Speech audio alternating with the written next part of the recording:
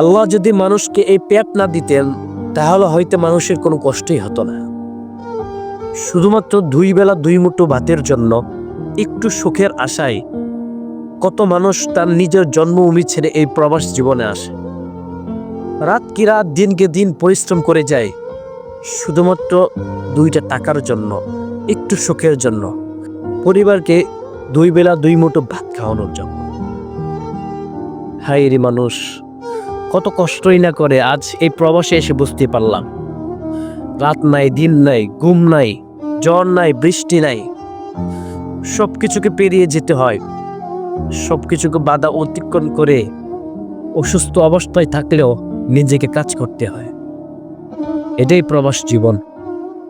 একটু সুখের আশায়, টাকার নেশায়, পরিবারকে ভালো রাখার নেশায় নিজের জীবনকে বাজি ধরে ফেললো প্রবাস নামের মানুষগুলো।